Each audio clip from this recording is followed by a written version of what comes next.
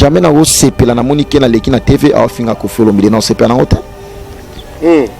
La fois passée to monaki ba mbutalika so ba lekaki ba osa ba comparaison mo o ba tout le monde na minute so ba za contre mbutalika so ba to ba mo singa mbutalika so azonga comédie azonga la comédie azonga la théâtre. Pourquoi?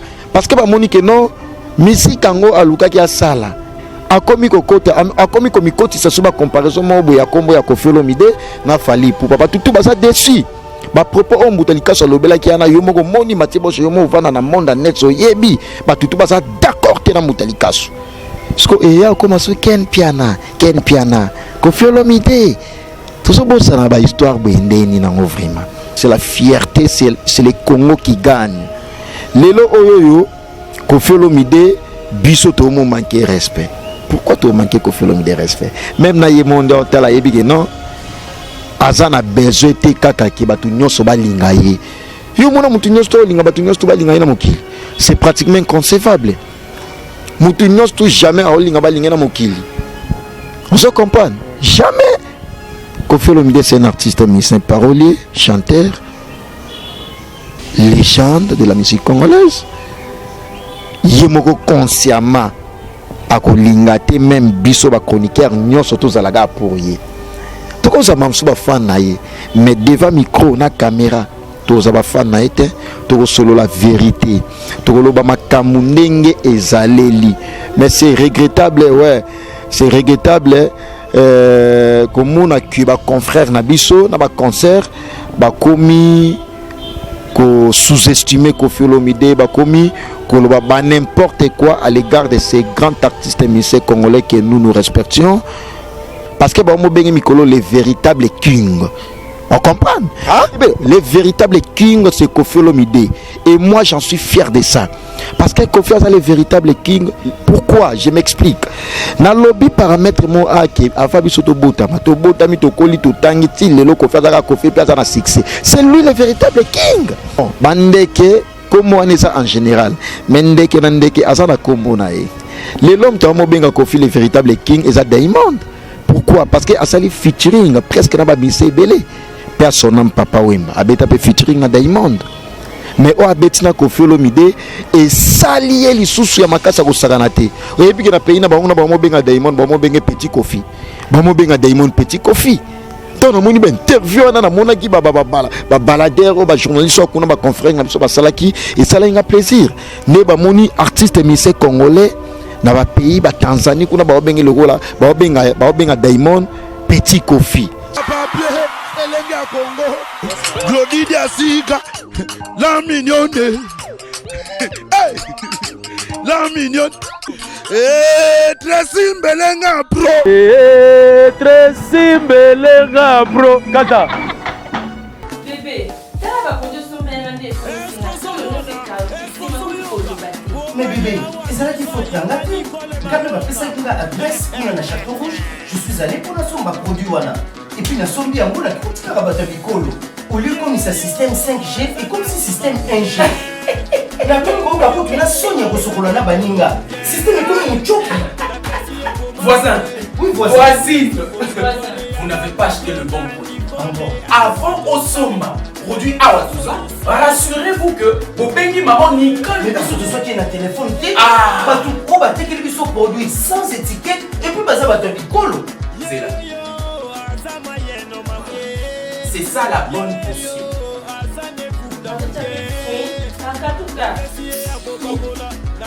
Voisin. Voisin. Au fond, il y a mémoire. Au peigninga.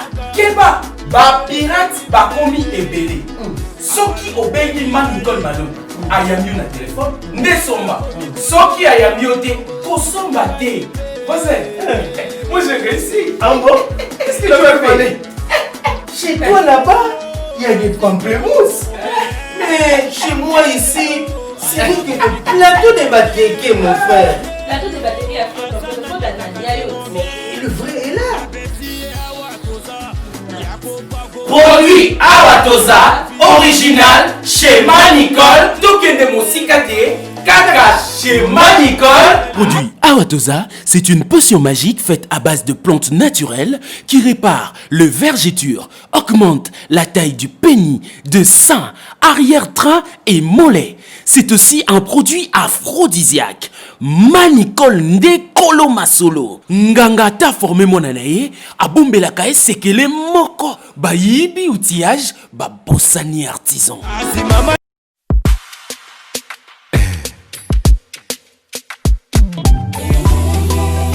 Motema ezoka kaka. Pobolingwa sia. Si, appelle-moi Fernando Style. Likolo ya kobanga kanyoka ye. Nakomi kobanga na singa ye. Motema nanga baby. Si matata. Tu as brisé mon cœur. T'as fané cette fleur. Non, Pierrot qui t'emballa. Tu es parti mon cœur. Sans vraiment me prévenir. Tu m'as rendu philosophie.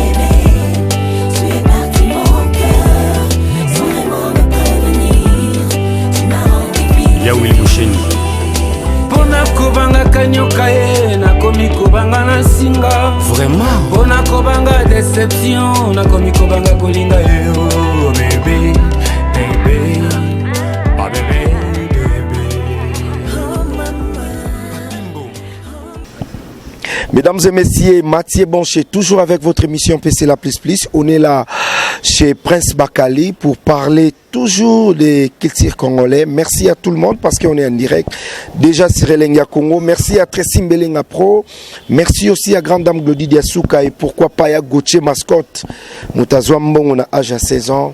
Merci à Kingston Sono, le boss depuis Londres, Azota Rabiso, Kingston, Sono le boss depuis Lyon, respect à vous.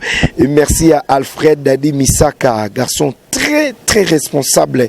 Pourquoi pas topper sa mère vena la joie Amado Pichuna, femme très très forte. Topper si mère v na champion Wadol, Oatika Rabisote, meilleur v à Sam Kunku le nécessaire, il y a Aimé Kunku, meilleur v à Paps Mayavova, ya Clara Mayavova et meilleur V à Angèle Nyota, Madame Ngoy, mère de 4 enfants, toujours belle. Mathieu Boncher, je suis là face à Prince Bakali.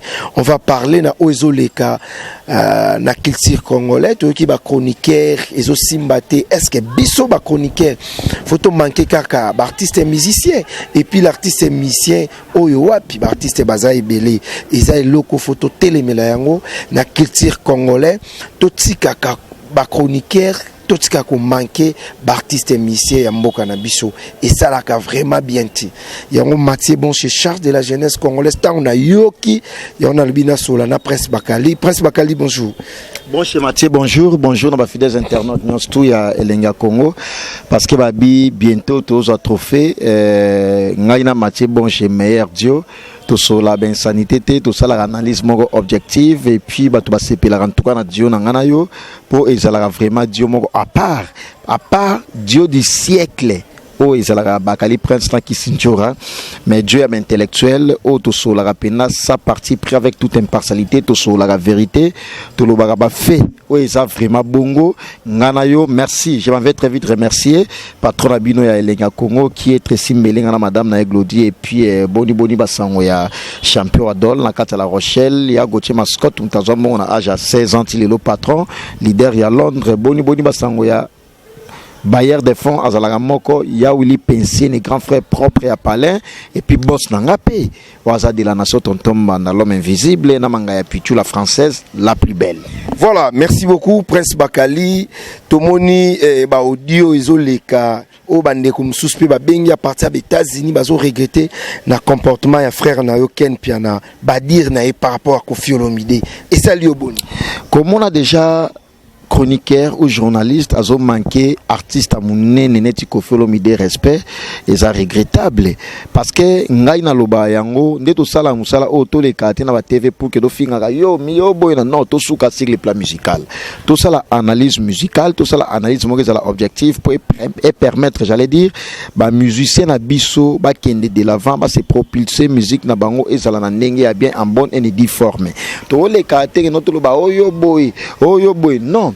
Lelo Oyoyo, la fois passée quand j'avais dit que totika ko comparer Fally Ipupa na Koffi Olomide ba te belé ba sala ineti ba tak ba s'opposer contre ngana ba téléphone ba lo ba mambe belé o Koffi o sala époque na yo lelo eza yo lisusu te. Non, Koffi aza artiste musicien à féliciter. Tantôt le bayango bongo et surtout nga en particulier, j'ai dit ça avec toute impartialité état journaliste parce que journaliste est un historien du présent. Koffi Olomide asa Koffi o biso ava to bota ma matière même ngana yo to botami to koli to tangi ba classe to mo sala lelo Koffi Olomide asa Koffi Olomide. C'est pas un artiste musicien au to comparer avec presque tous les artistes musiciens. Là nous sommes sur le plan musical. Il faut te féliciter. To comparer lelo oyoyo. Félicitations à toi, héritier Watanabe, c'est le chanteur, excellence internationale, mais c'est l'ambassadeur. À Otobeta, Mianj Midemon, générique et Bima, il déjà lobby. Tout le monde déjà n'est car n'espace il y a 15 heures du temps. À ça, il y a 250 000 vies. Na 15 heures du temps. De ça, comme déjà un jour, à Robeta, il y a 1 million 800 000 vies. C'est ça que nous voulons dans la musique congolaise. Le loco Olomide a même la biso beta à 4 courants. Oui, ça que non à beta Bercy. Premier ministre Congola Fungola la Xaviso Bercy n'engezalaka c'est Koffi Olomide. Le lo Koffi Olomide a même sur na histoire ya ba vie automona ba Robino Munzibu banda lobilo ba vie pona nzima yo beta ba vie mais Koffi Olomide taliabi ngana za Koffi akala va bino bosa ba succès le longa dia na sa succès. Abimisi bino parce que ba mo bengi mikolo les véritables kings. On comprend hein? Les véritables kings, c'est Koffi Olomide. Et moi, j'en suis fier de ça. Parce que Koffi a les véritables kings. Pourquoi? Je m'explique.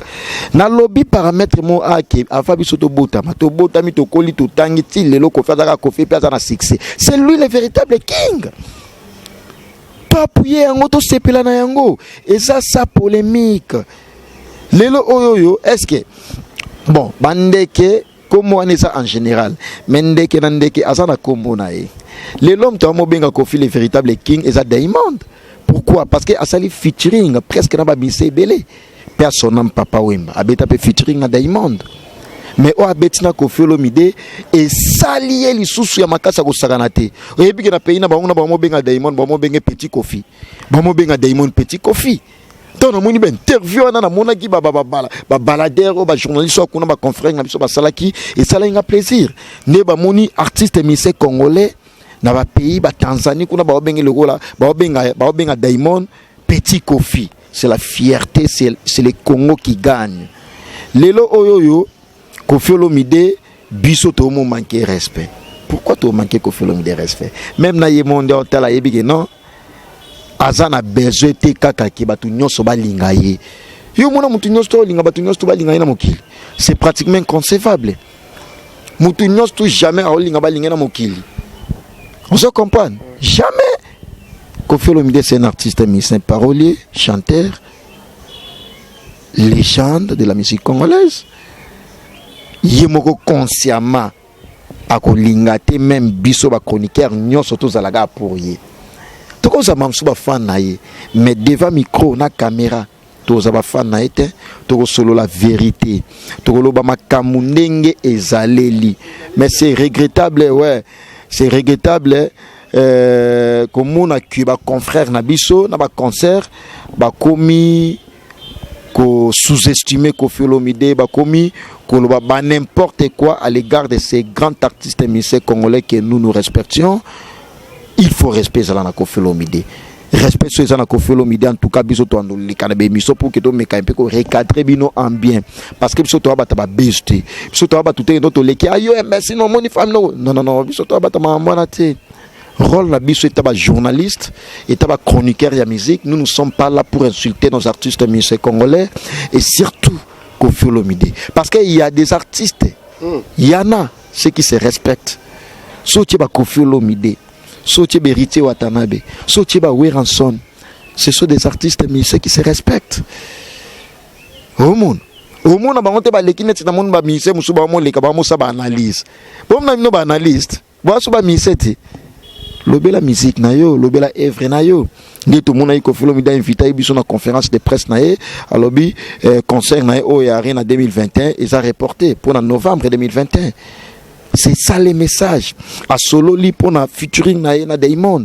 À solo li pour na production na yo beta na ndenge yakine aba production ezali. C'est ça que nous voulons to sali la ngoba analyse. To sali la œuvre na analyse. To sali la mambo eza ba banalité analyse. C'est pratiquement inconcevable et j'ai dit et j'ai redit encore.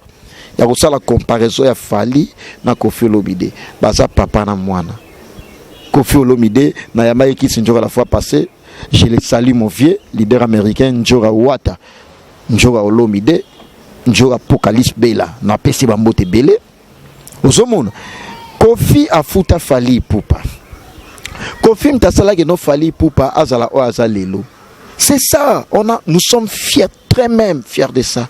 Il y a un moment qui n'a fallu pour pas ça là exploit c'est parce que Koffi Olomide a bimi ça qui a payé ça qui chance wana ce que mouton a payé sa chance na ninga ma bête match bon chez la masse na oza confrère na ngai lelo oyo comme journaliste mam sunengo yeba no ça la fierté à famille bon chez boza ba star mi balité mam sou star a famille za yo ya koleka o lelo oyo ba Hervé Mambeke ba Yannick Mambeke ba ya Robin Mvemba display en couleur ozomona ba triple nationalité noche ba Noël Kamaya na Soudaf ba yebi mambo na olobela ba yebi ke so ba yebi Mathieu Bonche eza grâce à Moussala oyo. Alors Moussala oyo pour nous salango c'est tout simplement parce que ba parents ba zo ki temps ko recadrer yo ya ko encadrer yo ya ko tino na nzela de l'école et tout lelo oyo ozala ozali en aucun jour na ko comparer yo na papa na bino wane comme manquement de respect envers papa et puis et c'est pratiquement inconcevable.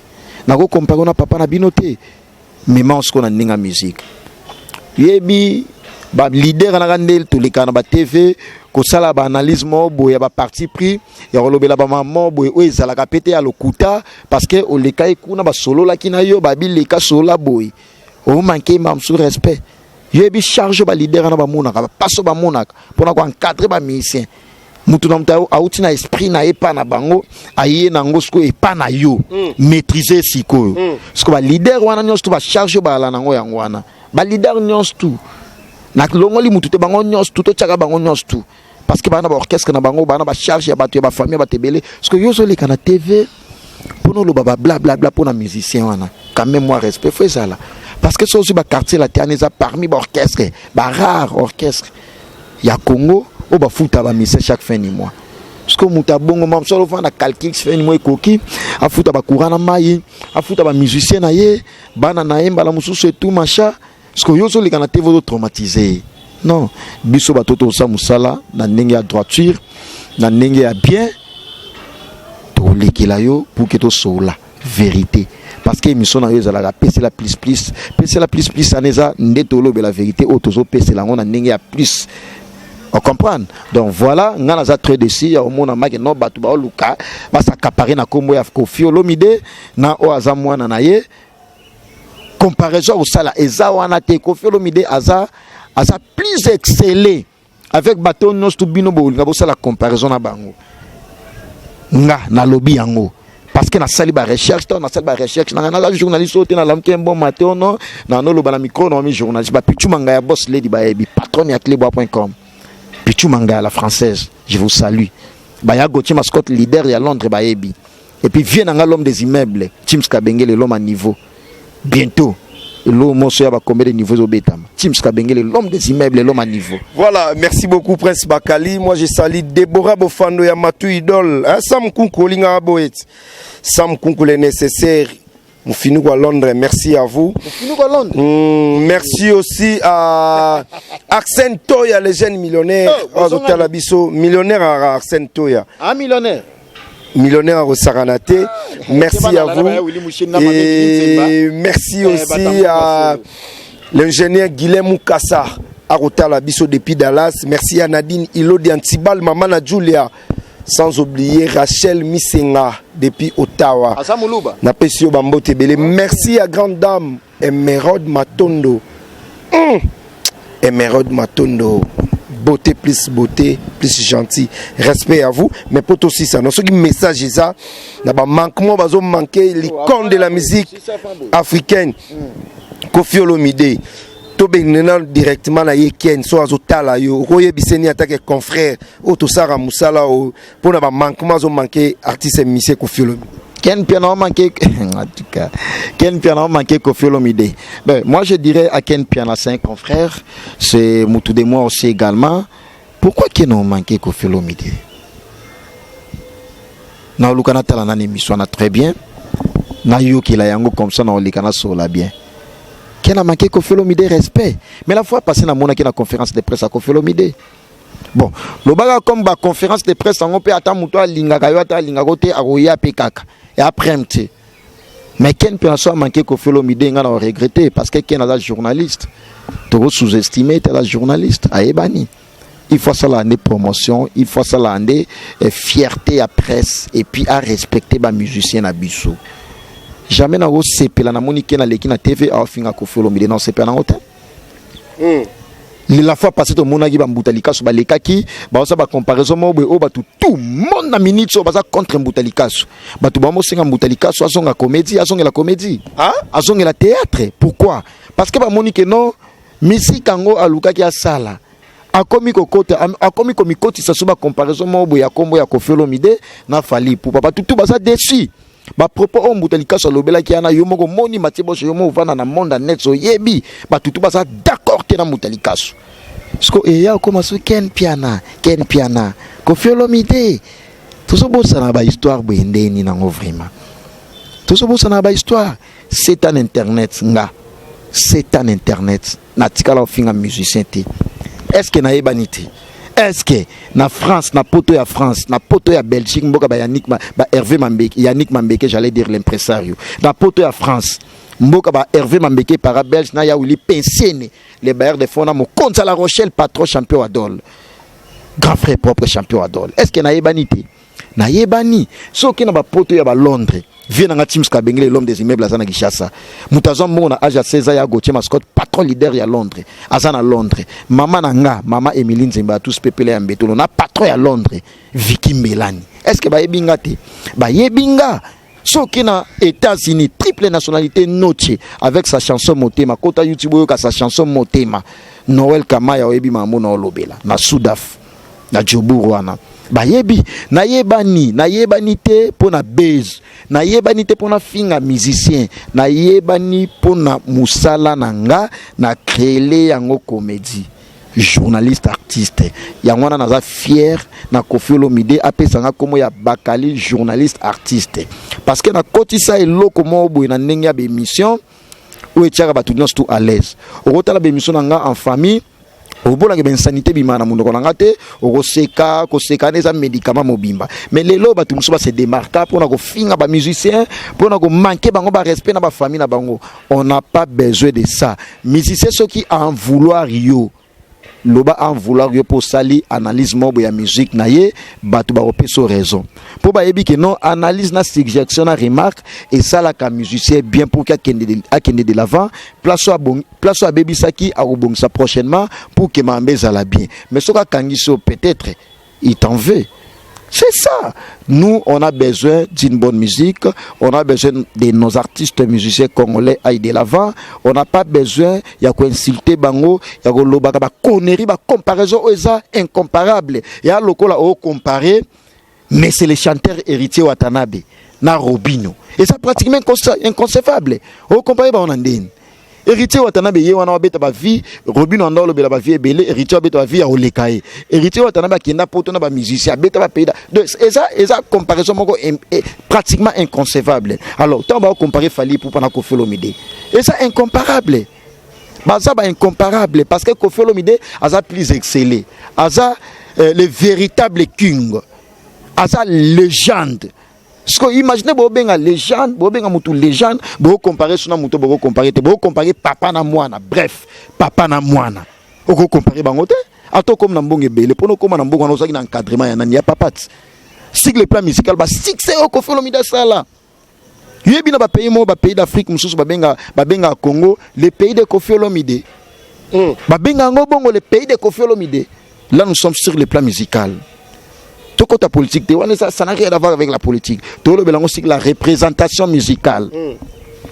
ozomona babenga Koffi Olomide babenga pays na biso les pays de Koffi Olomide parce que Koffi Olomide a fait et il continue toujours à le faire la fierté de la musique congolaise. Koffi Olomide a bêta ba œuvre moko ezaki non ba chef d'œuvre orchestre en benga ba bijou nzulukable style la kateti lelo eza ba album logo ba loi et ça attention tu ba album logo ba frakata ba mama la ba chanson des gars ba album logo ba nini te nze album au dernier album wa fallait abetaki hein dernier album comme on ba faire bazalaka pe à l'époque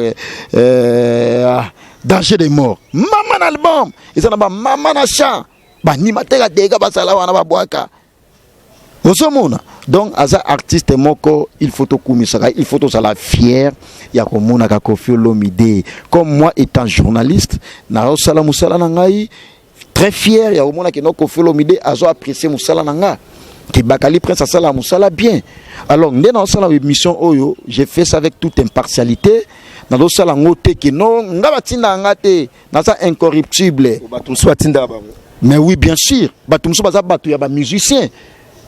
Deuxième version émission na oya na liste na poata bango na ndenge ya bien deuxième version émission na oya pe na liste na papier nazo tanga komo na otia pe aboyo moni iPhone na ndenge za boye na tie pe na boye ota na tangi komo na yo omoni kombo na tangi kombo bomoni na tangi bomoni parce que ba journaliste ya bongo bazali ba obanga ba musicien pour alo ba vérité ni na olo ba vérité boya obanga ba vie na ba docteur Nkinkani ya patron bourgeois docteur Nkinkani ba président de Zika Bushkop ya palais ba ebi que no bakali prince wa leki na TV ko sarate ça complexe na pecha ba patron petit net ya mutu net Willy Musheni Koda Mboka vie nanga petit net ya Gauthier Mascotte grand frère à palais ya famille mutu net les bailleurs des fonds ya Willy Pensene champion adore leader ya Londres Patrick Image lauréat Mibali Anjili deuxième tabima numéro 1 Anjili de ceux qui na Sainte-Thérèse wana otunika na luka Patrick Image lauréat ba mema inde parce que Njili mobimisa na maboko na ye to yeba kan Njili akala ba sheboe o bangane moko na Njili obo Patrick Image lauréat yende leader ya Njili. Voilà, merci beaucoup mesdames et messieurs, on est presque à la fin. On dit merci à l'artiste et musicien Koffi Olomide et toujours ça la analyse est correcte parce que l'artiste c'est notre papa, c'est notre icône donc de la musique. Photo ça la fier na Koffi na biso to côté lié atindi biso pété mais biso toujours la terrain ngezo ken o attaquer musicien biso to yelio. Voilà. Moutadika sou tika kombo fali ya Koffi pardon Koffi aboyi na ye tika kombo na ye merci parce qu'on est déjà à la fin. Merci na salon Efrata Dadi Kalombo ata biso Efrata mode Dadi Lukombo Efrata mode na kati ya Lyon boutique za moko Efrata mode Dadi Lukombo et puis soye puis na ba ndenge ba shop restaurant en tout cas nous informé bino déjà que le 30 décembre ouverture ya resto bar na Willery wana na ndenga lingwala na ngambuka ya Stade des Martyrs ex staff ya Rogenga nous place ezalaka au monde en tout cas MHLMB resto bar ezofunga mawana mais Kobosa na te oezala na bandal wana MHLMB resto bar sur l'avenue Sundi au coin des avenues Sundi école Saint-Michel nzete à Baoba référence Marie-Hélène Linongi grand prêtre mère asali ba maman na Èvre et puis so yena Barumbu staff ezamoko chez Mermos Passy au coin des avenues Croix-Rouge Bokassa restaurant terrasse et puis chambre pezali VIP puis ezali chez Mermons passe ya madame Belinda en tout cas beta tourana boza de suite merci na grand frère nangai ya Gauthier Mascotte leader ya Londres na champion Wadol à Moko de la Rochelle et puis bailleur de fonds ya Willy Pensene maman nangai maman Emeline Nzemba tous pepele ya Mbetolo mais pour finir en tout cas Koffi Olomide biso presse ou esa éducative où ils sont responsables au basala ba analyse moko objective désormais ezaka pona Koffi Olomide na nuté oyo nyonso andoleka pour qu'il no finga ba musicien a mona ngana Mathieu Bonche a osala face na ye pour que to répondre to meka un peu ko lakisa yo déontologie journalistique parce que batu mingi ba yebi yangote batu mingi bazo kantaki musala o eza pona osala ka plaisir pona batu ba otinda bangwana ba musicien ba otinda batu na bango wana kaka parce que biso to yebi batu na bango au mona mamso miso ba benga ka batu na bango ngana yebi vrai musicien vrai muto za na actualité beng sa batu nyos tout Tu as besoin de notre monde ministère ben saga batunaye wana peka batu ko basala ba analyse mo pour na ko finga ba musicien pour na ko créer ba musicien na ninga senase biso tant to vendre la to yeba ngo to bin mutonda bwe a finga. Merci Mathieu Bonga. On se retrouve la semaine prochaine. Merci beaucoup à l'ingénieur Guilhem Kassa depuis Dallas, Kingston Sono les boss, et je salue grande dame toujours belle Emerald Matondo depuis Ottawa. On se retrouve la semaine prochaine. Merci à Odilo Mampouya, mon vieux, Jordi Samba aussi. Et pourquoi pas topé sa motte et meilleure vie dans tout Baling Arabiso, et surtout à notre papa Adolphe Mouzito Mfumumpa. Merci à couple vous en toko, maman Béatrice et papa Carlos au Batala Ramati Bonché. Topé Simbote na Serge Ngwaba, mon ami privé Patricia Chungu. Hein, Patricia Chungu depuis Paris, et pourquoi pas Gloire Diaké c'est derrière la caméra. Ba mata ba kita ba finga ba kende Kofiolo Mide Fali pour pas ba ko bebanate. Botika songi botika ba parti pris botika ko kabola bango. On est là pour tous les artistes et musiciens congolais, surtout moi. Je suis toujours au milieu du village, sans polémique, sans problème, et surtout sans parti pris. Toujours Elenge Congo. À la prochaine, bye.